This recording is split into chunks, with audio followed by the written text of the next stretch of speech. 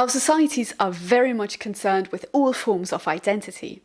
If you, for instance, look at the current political or presidential debates both in Germany and the US, what becomes clear is that national identity, most importantly, seems to be the beginning and the end of some of those debates. Whether it's the predominance of right-wing nationalist movements or the choice between Trump and Biden, a choice that has now fortunately enough been made, what is at the center of these choices and questions is most of the time, what or who is this nation? What concepts and conceptions of Germany and the US are being provided? However, of course, national conceptions of nationhood and of identity are only one part of it. If we want to break it down to a personal level, if you scroll through Instagram or through other social media channels or self-help forums, what is notable is the points in which they become indistinguishable. When they talk about, for instance, the advantages of traveling, the focus is usually on how traveling helped them to find themselves, how much they could return to themselves and be themselves while doing so. This is a language that is also used by numerous self-help books, by dating advice, or by those dedicated to self-care. But what is this self that all of these people, these advices are talking about? Who are we? And if we try to define that, things quickly become quite problematic, because who am I? Sure, of course, my name, my gender, my age, that constitutes me, but it's very superficial. Now, I'm also a daughter, a friend, a teacher, a colleague, and with each context, I act very differently. I am different as a daughter than I am as a friend, and I'm certainly very different as a teacher than I am as a colleague or in other contexts. However, I'm also from Germany, so I am different as a German than I would be, for instance, as a Brit. All of these contexts, nation, family, friends, work, region, religion, etc., they constitute me, but they never give the full picture. They are rather hues in a multifaceted kaleidoscope that constitutes myself. If we were to believe dating advice and self-help books, however, then underneath all that, there would be a core me, some characteristic that bleeds into all of these roles, something that is inherently, exclusively, definitely me. And this idea of a stable and unified core, one that might be prone to changes but roughly stays the same, has enjoyed an incredibly long tradition in Western societies. Nowadays, scholars propose that there are essentially two approaches to the study of identities. One approach centers around a fully centered, unified individual endowed with the capacities of reason, consciousness, and action, whose center consists of an inner core, the so-called, or as Stuart Hall has called it, the Enlightenment Subject. This idea of an inner and presumably stable core that transcends time is similarly expressed in Stuart Hall's description of the so-called sociological subject, who still holds a stable inner core of identity but constructs itself in relation to significant others, who mediate to the subject the values, meanings, and symbols, the culture of the worlds he or she inhabits. Stuart Hall stresses that through the repeated performance of cultural identities, the inner core is modified and the individual becomes a part of the social structure which it inhabits, thus stabilizing both the structure and the subject itself. Approaching identity from this point is termed an essentialist approach towards identity, or simply essentialism. Now, what is essentialism? Essentialism is, first of all, a term you will probably, throughout your studies, hear quite a bit of. Theoretically, essentialism, however, generally means that we assume one entity to have a stable set of characteristics that are necessary to its identity and to its function. As an example, for instance, women are said to be emotional, in tune with their feelings, and demure. Taking an essentialist view on these assumptions would mean that these characteristics are features of all women, regardless of ethnicity, social location, age, historic location, or cultural background, simply because they are of a certain gender. Moreover, in order to be seen as a woman, you need to have and perform these features. And these characteristics are seen to be so inherently female that men cannot possess them. Men cannot be emotional, in tune with their feelings, or demure simply because they are men and not women. And I hope now that you're actually frowning at that, because, we all know that this is, of course, absolute bullshit. Which is incidentally also what feminists, theorists, politicians, and philosophers throughout the 20th century thought, because rather than holding on to essentialism, they denounced it and provided a different perspective, one that is directly influenced by their respective theoretic schools of thought, but which is also united by one common denominator, namely a non-essentialist approach to identity and categories of identification. Non-essentialism, which can take various forms from structuralism to postmodernism to post-structuralism, proposes that there is no inherent core. Instead, it hinges on the notion that in an increasingly globalized and culturally fragmented world, identity can be constructed from multiple centers. Identity in this case is formed and transformed continuously in relation to the ways we are represented or addressed in the cultural systems which surround us. The subject in this case assumes different identities at different times, identities which are not centered or unified around a coherent self. Within us are contradictory identities pulling in different directions so that our identifications are continuously being shifted about. While this comes with a few problems, non-essentialist approaches provide us with a few important points concerning the construction of identity. First, that identity is actively constructed and not at all an inherent feature of individuals. Second, that identity is constructed through social interactions and contexts, with different selves forming its entirety. Even if there is no stable core, we need stability, of course, because without it, we'd be absolutely overwhelmed, and constant uncertainty would probably neither help our mental state, nor would it probably help our ability to be able to construct meaningful identities for ourselves. However, we of course nonetheless sort of imagine ourselves to be the same person. Put a pin into that, because we'll come back to that in a moment.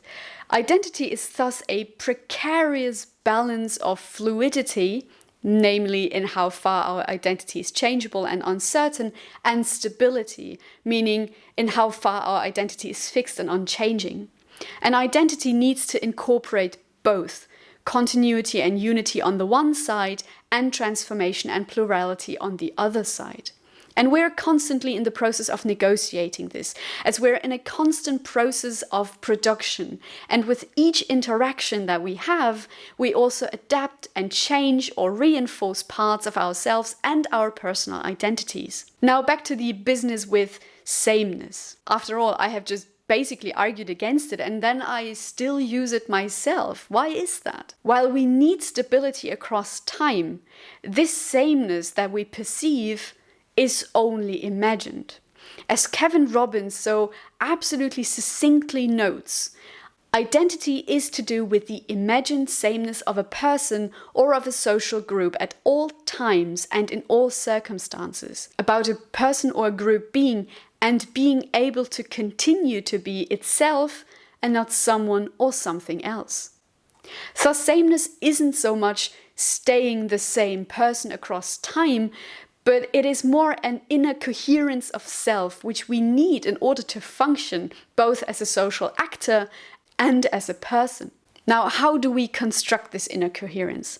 Well, we're all basically storytellers, and with each story we tell about ourselves, we give meaning to certain events while disregarding and not giving meaning to certain others. Events that form a very specific part of us at a very specific moment in time. And these stories, moreover, are not just random events that we string together, but we narrate these particular stories with a particular timeline, with particular characters, with a particular language. Basically, what we do is we engage in a form of historiography about ourselves. In fact, we are the narrators of our own life stories. Additionally, these stories often fit into a very specific mold, so that we, 3, create an imagined sameness, a coherence that involves and has to involve growth. Hence, we're not always across the time the same person. Rather, we are very much aware that we are positioned differently at different points in time. A notion that Kathleen Woodward stresses when she notes that individuals might see themselves as one and the same person over the course of their lives, while still retaining a sense in which they are differently positioned at different times and in different places, according to the different social roles they are playing. This change is part and parcel of the meaningful construction of self, which leads the self to become what it is at a very particular moment in time. But there is something else that is notable about these stories, namely that all the stories we tell are not only conscious and deliberate narrations of self, but they are also self-conscious and deliberate performances of the self, meaning that props, stage, script, etc. are very carefully selected, thought through and consciously enacted, all in order to perform, as Irving Goffman has argued, an ideal self that excludes negative aspects of the self. In fact, the idea that our identities are essentially performances is neither new, nor is it too surprising if we look at identity as an interactional process. When it comes to performing identity, the metaphor of a theatre performance might be very much applicable and fruitful, as it allows us to look at the ways in which identities are enacted and reproduced. Moreover, seeing identity in general as a performance and the world as a stage on which it is performed also allows us to look at identity as an interaction between members of the same or of different social groups. Moreover, the notion of a dynamic process of meaning creation is implied, as performance continually reconstitutes identity by rehearsing and transmitting meanings. For this performance to be meaningful and productive, the interaction between the actors and, more importantly, the interaction between the actors and the spectators is a necessary aspect, as meaning cannot be constructed without an other, and here I'm referring to the other with a capital O, because we do not exist unless there is someone who can see us existing. What we say has no meaning until someone can understand and hear what we say. In this case, it doesn't matter who the audience is as long as it's there. And the audience isn't just listening or providing recognition, but it is moreover giving feedback, immediate feedback that is, feedback that helps actors to perfect and transform the role. And here we could of course end the story of the other, but of course, as should have become clear by now, there is always a little bit more that I could and will explain. Now, whether it's an individual or a group, the other signifies not only a different and opposed place in a classificatory system from which we are dissociated by symbolic and clear-cut borders, but moreover, it serves as a focal point and a point of comparison for ourselves. This comparison goes hand in hand with ideas and processes of separating, purifying, demarcating, and punishing transgressions, which have their main function to impose system on an inherently untidy experience. It is only by exaggerating the difference between within and without, above and below, male and female, for and against, that a semblance of order can be and is created. And this quote, incidentally, also gives us two main points that characterize our relationship with the other. On the one hand, it's the aforementioned clear-cut separation.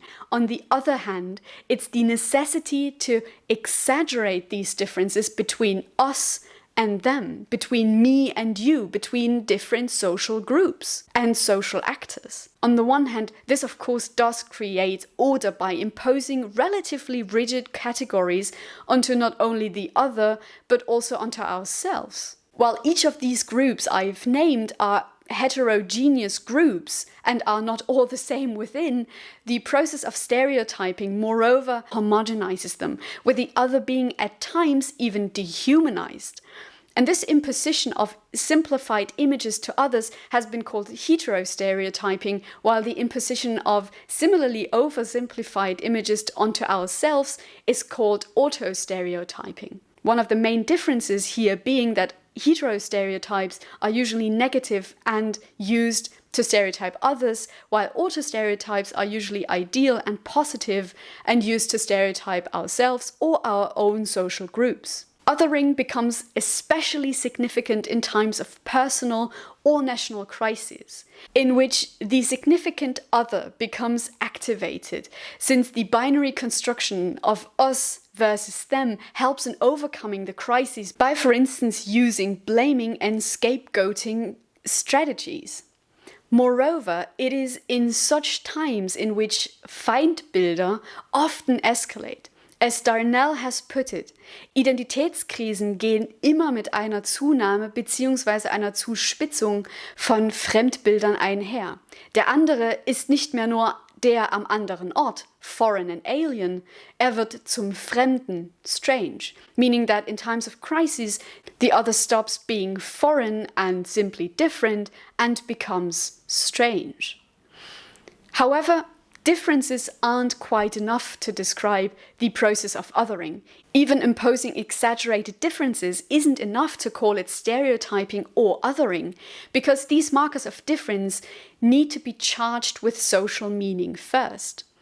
Now, what do I mean by that? Let's take a few steps back and look at the 19th century. The 19th century is a very curious place in time, because while a lot of our scientific foundations are being laid during that particular century, there's also a whole lot of batshit crazy science going on. Alright, so people have different head shapes. That is so far just a difference that occurs due to genetics or postnatal development.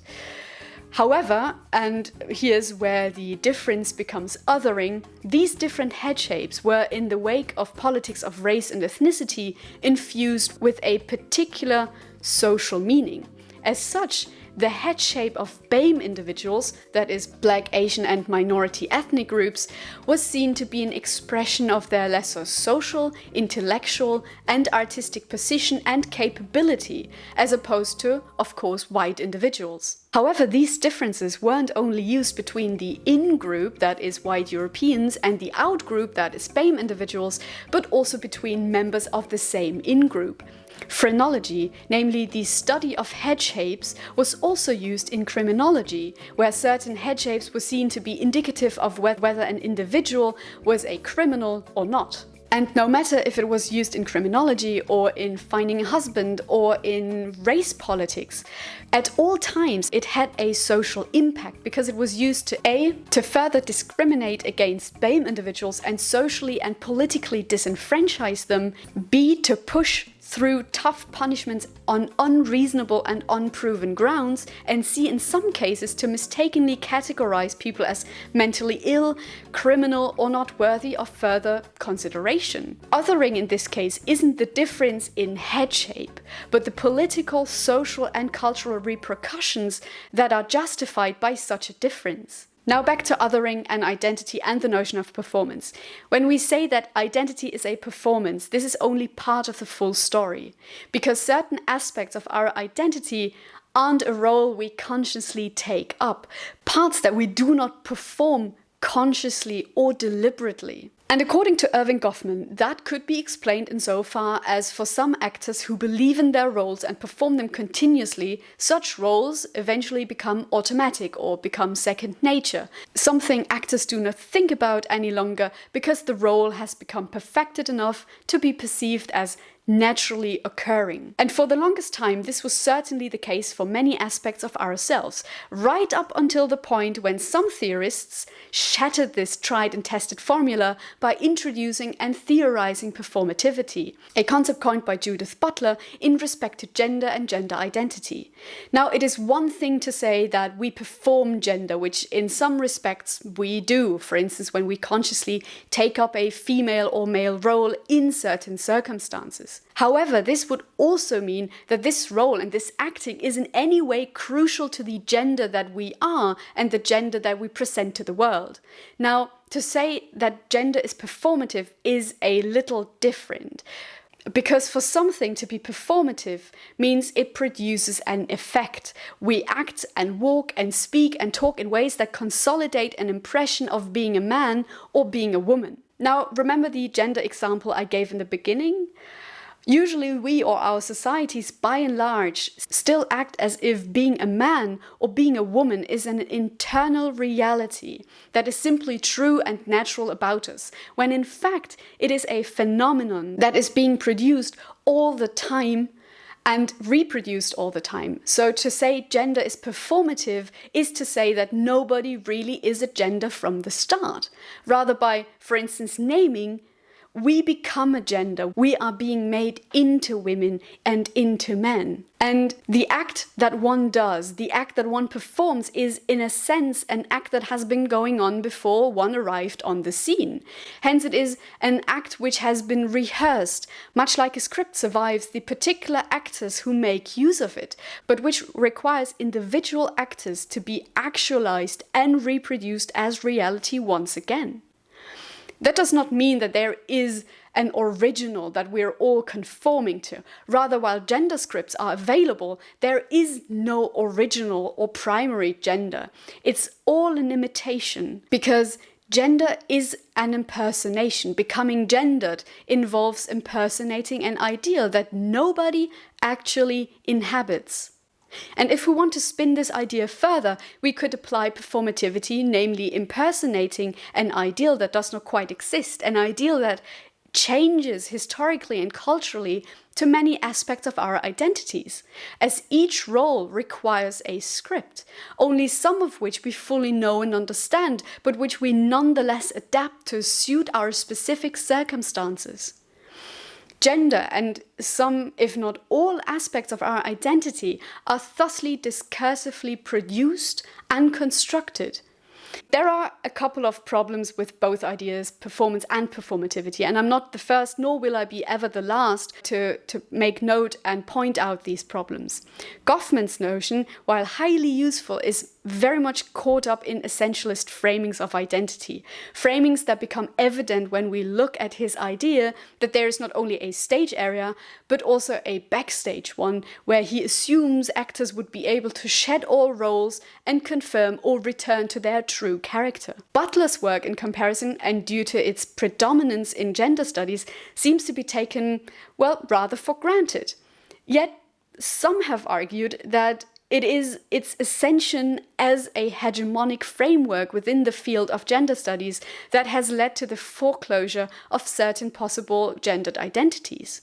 Thus, rather than being a universal concept to describe gender and gender identity, performativity has been seen as exclusionary, as an exclusionary way of conceptualizing gender, as it too, to some degree, clings to binary gender positions. However, both performance and performativity are still highly useful concepts for the construction of identity, because they allow us to look at the ways in which identities are enacted and reproduced. They also foreground identity as dynamic, as always in the process of production, by constantly rehearsing and transmitting meanings.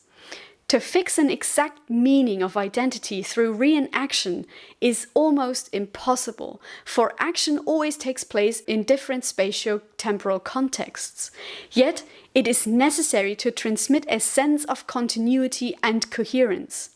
Moreover, both approaches foreground the ambiguous nature of identity construction, both including subconscious and deliberate acts of construction, negotiation, and deconstruction, which brings us in a way full circle back to where we started out from, namely to the fact or the idea that our identities are being able to continue to be illusions of sameness brought about by continuous production and interaction.